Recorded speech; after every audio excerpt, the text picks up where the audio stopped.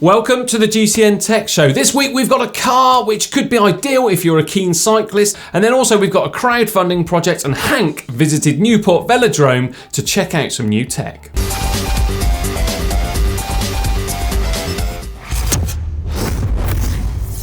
For this week's hot topic, whilst Hank was over at the Newport Velodrome in Wales in the UK, he decided to talk to the folks from Dimension Data to see exactly what they've been up to with regards to implementing some new tech within the track. I'm with Tim here, who's head of technology and works for Dimension Data. Now, do you want me to tell you what my actual job role is? Yeah, go on. Right, so I'm a senior director of technology and architecture and technology. Senior Director in Architecture Senior Director of Architecture and Technology. And technology. Sorry, man, it's a mouthful, isn't it? Do you want me to say it? Yeah. So, hi, I'm Tim. I'm the Senior Director of Architecture and Technology at Dimension Data. Now say that 3 times. Trust me, you won't be able to do it. All right. Now, I've come in to this velodrome not really knowing an awful lot. I know James McDonald's doing a world record, but I didn't actually know what kind of tech was involved. Can you give us a little bit of a snippet in layman's terms about what you are actually doing? Okay, so what we're doing is we're trying to help James's performance team make decisions on the fly while James is doing the record attempts. So if you can imagine, he's going to be on the track. So how do we get that information from him to the performance coach so that they can say, in real time, go faster, go slower, power up, power down, whatever he needs to do.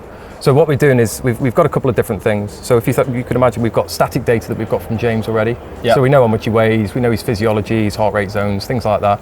But then we're capturing live data. So we've got a 3D positioning set up in here so we can know where he is on the track exactly. We're also catching Ant Plus data, so standard things like heart rate, power speed, cadence. And then we've written a load of custom algorithms that then help us understand things like how many calories he's burned, is he on an upward or a downward trajectory, for example. So things like that, just to help them make decisions.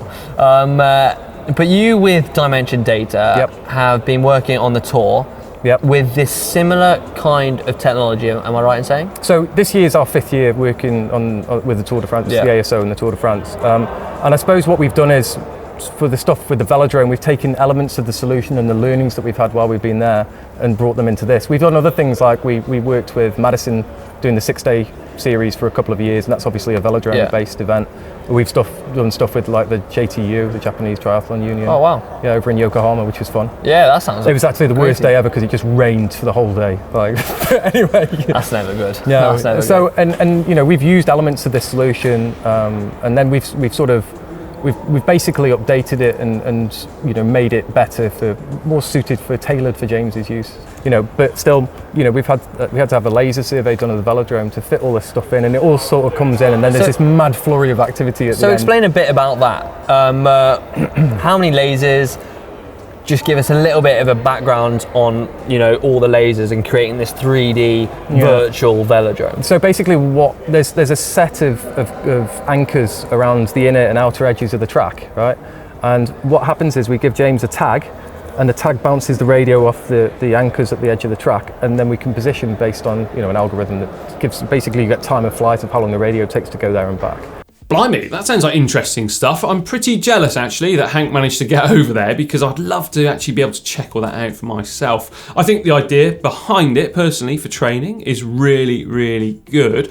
For use in competition, maybe not quite so, because I'm not a big fan of race radios really. I like riders to kind of use their own intuition, but certainly for a coach or a director sportif to be able to monitor their riders' training, that is ideal. And maybe for us home users too, or well, not quite home users, but out on the road, if we needed some extra motivation, possibly with a quick old 5G connection, once that becomes really mainstream, that could really take off. But let me know what you lot think down there in the comment section below. Should this be UCI legal? Is it the future of training and being able to monitor all of those different metrics? Get involved in the comment section, and next week we will be back with another hot topic. Hot tech now, and car company Skoda, who of course are heavily involved within the cycling racing scene, as well as actually starting their business manufacturing bicycles way back in 1896, have just released a concept car, the Karach. And all of the features came after some research done with 1,500 cyclists. So I reckon it's time we have a quick look exactly what the ideal car for a cyclist looks like. Firstly then, we've got ourselves a twin bike rack on the roof, and then inside of the car there's another sort of racking system too, but it does look like you actually have to, well, dismantle it a little bit, because on the images which you're seeing right now there's a saddle missing and also a bit of rotation on the bar. So it's not ideal, but well, it's a step in the right direction. We've also got an integrated cool box in there too, so you can keep your food, your drinks, your snacks, your gels, everything like that in there. There's also a net to keep any helmets in position. There's also a little pressure washer too, so you can just rinse off your bikes. And then, get this, they've got a washing machine inside of the car, albeit a very, very small one. You certainly wouldn't want to do your weekly washing, but well, just to quickly give something a bit of a spruce up and without it stinking in the back of the car for a while, I guess it will do the job.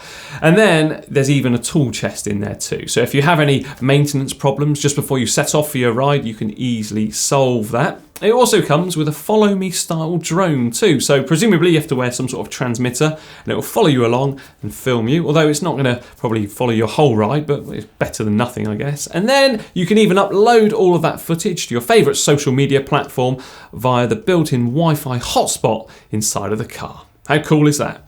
Now, if you can't get hold of that Skoda Karach concept car, which, well, you're not going to be able to, it's very unlikely, then maybe something which you can buy is ideal for you if you travel to lots of races or events. The Silka Maratona Minima kit bag. So it's got some internal dividers in there so that all of your worldly belongings don't get mixed up on the way to that event. And then you've also got a mesh style compartment so that when your sweaty or mucky cycling clothes get put back into it, well, it doesn't end up festering away until you unload it at your washing machine in your home, not in your car, for you to start cleaning it. And also the same goes for your shoes too. A great little bit of kit there, and I'm glad to see that sort of thing, because when I used to race, I used to take with me the biggest bag ever and I could never find exactly what I was looking for. Something completely different now, and it's on the Indiegogo crowdfunding site, and it's from a company called Carlberg. Now, they've got a few different products being launched, but the most interesting one has to be, in my opinion, a stem with a removable cover.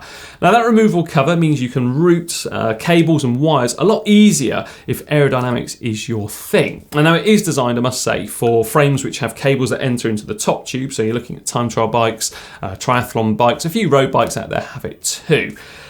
Which traditionally, you tend to have quite unsightly wires going everywhere and it looks a bit like a big pile of messy spaghetti or something. But well, by using this, it certainly cleans it up a little bit at the front end.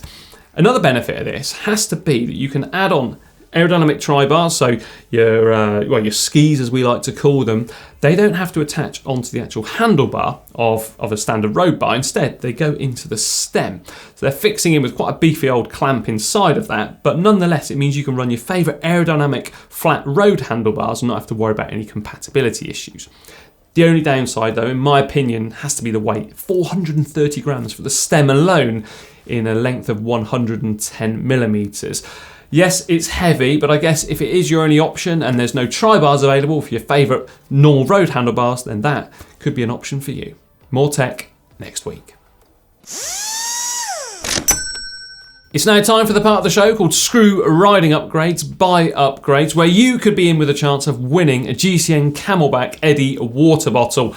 I can't find it this week. I reckon that Mr. Bridgewood's got it because, well, he's off on one of his adventures, so who knows exactly what he's done with that. Right, but we need to first of all announce last week's winner. And, well, it was Mike and his Cannondale, so get in touch with us on Facebook to arrange the delivery of that. But, of course, how can you get involved in this section? Just simply use the uploader tool found there in the description below and submit before and after photos of your pride and joy that you've upgraded. Now, it can be absolutely anything. Your bike, your workshop, I don't know, your clothing attire. It doesn't matter, just get involved. Now, first up this week is Joe from Berlin. I've probably said your name completely incorrectly, but, well, I do apologise for that one, but please correct me in the comments section down below. Now, Joe and his wife celebrated 2 years marriage and decided to fulfil her dream of owning an Italian classic. After spending hours and days doing what Joe does best, which is apparently wasting time on eBay looking for bike parts that he's never going to use or need, Joe found a Colnago sprint frame in Hungary. Good looking pictures, a 49cm bike. Quite hard to find something smaller than a 52 generally. Anyway, I digress. They decided to give it a shot. 10 days later, they got the frame and the big question came up. Classic or post-vintage build? The happily married couple went for what they call post-classic.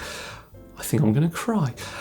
With the help of some close friends and bike geeks, Joe built it up with the new Shimano 105. Shimano 105 threaded headset. It's pretty old school. Carbon 28mm deep wheels, Brooks C17 saddle, Ritchie seat post and Dedder quill stem. Some compact 36cm bars, Supercas bar tape. This 87-ish Colnago Sprint was turned into a perfect 8.9kg coffee ride machine. It's their first bike build from scratch together and the first of many to come. Right, I've got to say actually, Joe, with this, it is a fantastic looking bike. There is no before and after photos because really you've just gone out and bought yourself an upgrade straight off the bat. But well, I don't blame you. Great looking bike. Your wife is a very lucky lady.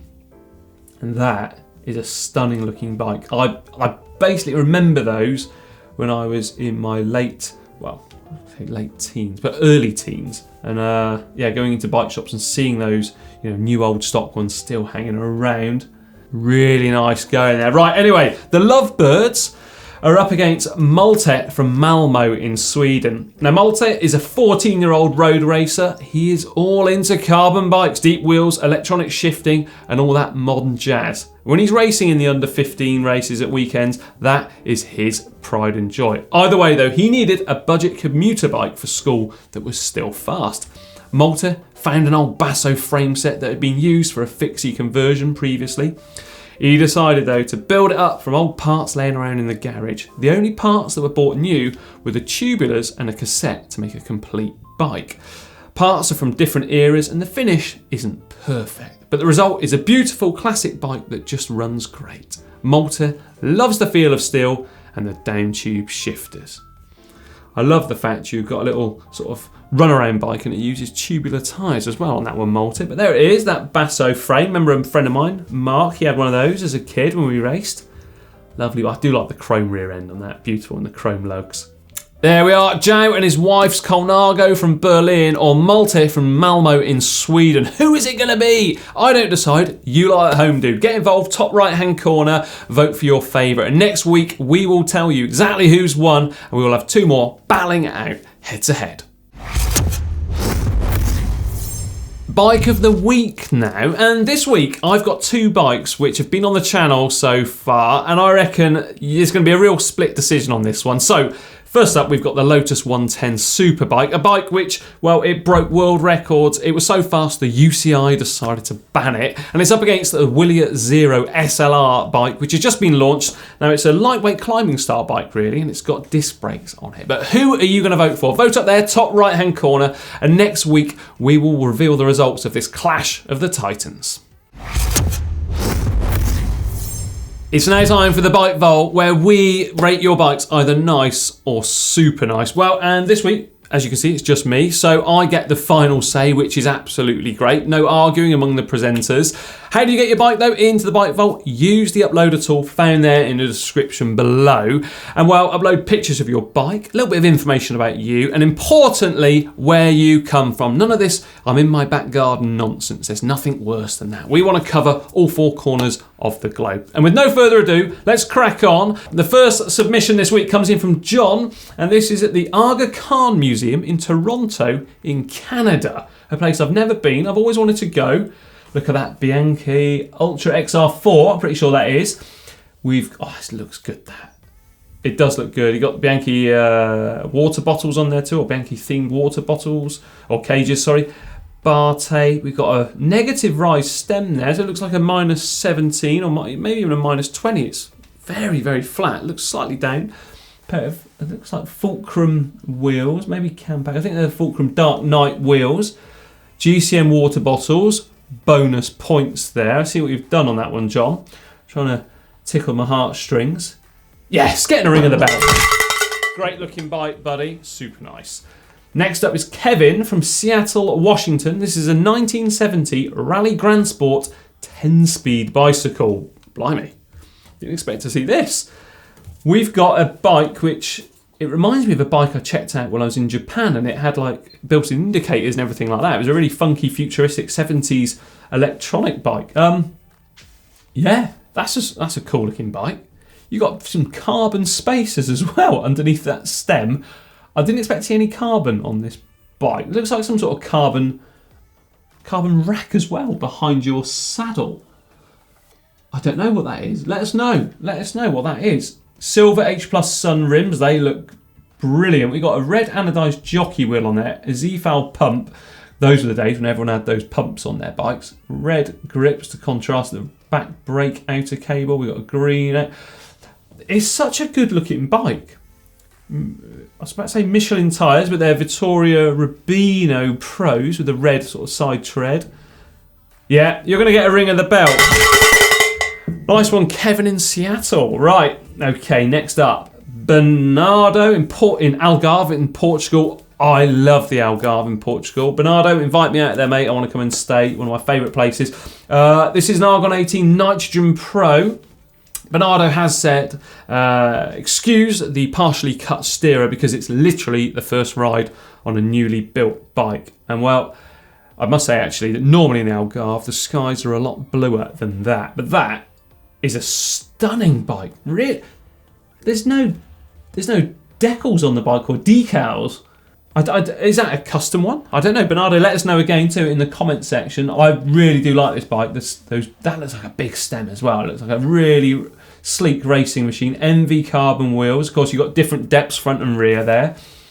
So you're getting maximum aerodynamics, but you're not having any compromise on your steering. You've got a safety on the rear light, saddlebag, that power to max power meter as well, anodised blue. It looks like one of the Movistar ones. Absolutely stunning, that. Absolutely stunning. Ring of the bell. Right, hat trick so far. 3 out of 3. Next up, Harry in Groningen in the Netherlands. Whew, I remember racing there once upon a time when I was a very young gentleman. Cannondale Seiko CAD 4. Blimey, this is old. This must be what, from 94, 95, 96 sort of time? Can't quite put my finger on it, but that's in amazing condition, Harry. How have you done that? What is slightly messing with me a little bit here is the different bottles on the bike. So we've got an Elite fly bottle on there, it looks like, and we've got a Elite, I think it's Elite anyway, it might be a Z-Foul sort of storage container on your seat tube. But I guess, it's better than having a saddlebag on for some people. Just because of the condition of that bike and that saddle, I remember them being on those Cannondales. The condition of it is absolutely brilliant. Yeah, ring of the bell. Scarily close now to 5 out of 5. So who have we got next? Next up is Sean from California. Oh my word. A Colnago Arabesque has been dropped in. This, again, how is that in such good condition? Do you not ride your bikes? That is a beauty. The chrome lugs on the head tube, the chrome rear end, but like the painted dropouts. Time Keep magnesium, I reckon, or Time Keep pedals, definitely. They look brand new as well. What rims are they? Mavic Open Pros. They look fantastic as well. Delta brakes. I don't know what that saddle is. Don't know what it is, but it looks like a. Well, anyway, mounted below or fitted below that saddle. Looks to be a Campag fluted seat post. Cinelli stem. Campag headset. You can always tell them. They're always a bit bigger than anything else. Right, Bonotto handlebar tape on that, it looks to me. That stuff was scary. It was shiny, it was nylon. When it rained, that stuff, we just had no grip on it. It was like having butter in your hands or a bit of soap. We got some gum sidewall tyres. Don't know what they are. Veloflex or Vittoria, or I'd bet my bottom dollar, as you would say, in California. Those white hoods. I can see why you don't ride this bike, Sean, because those white hoods wouldn't stay white for long. Beautiful, absolutely beautiful. And yeah, 5 out of 5. It's super nice. Right, in case you miss it at the start, to get your bike into the Bike Vault, use the uploader tool down below and make sure you include everything about you, everything about the bike, and where you come from. Next week, more Bike Vault. Alright, it's nearly time for the end of the show, but it's time actually for us to have a quick little look at some comments that went underneath videos that went out last week. And first up, under the video of Hank presenting Vincenzo Nibali's pro bike in the rain, Savage Poet said, "Free hub sound check equals when it rains, it pulls." Of course, a rather good pun, I guess, on the pulls inside of the free hub unit. Also, Robbie Jr. said, "This bike needs rain because it looks so hot." Oh yes, Robbie. And under the Lotus 110 Superbike video, Ronnie Gordon, Lotus engineers missed the clear opportunity to introduce the Esprit 007 road bike, which could also go underwater. That's what people in the 90s were really waiting for. Right, there we are. But do stay tuned to the channel because we've got heaps more great content coming up for you this week, including Hank. He got to check out a bike that was going for a world record attempt. And also there's the final episode of me building up a fixie that's going to be used in a challenge on the channel very soon. So do stay tuned for that. And also, why not give this video a like, a share, and a big thumbs up with your friends. And don't forget to check out the GCN shop at shop.globalcyclingnetwork.com. We've got a whole heap of stuff for you to check out. And now for two more great videos, including that Willia that Ollie got to look at, click just down there. And then the Lotus 110 that was so fast, they banned it, click just down there.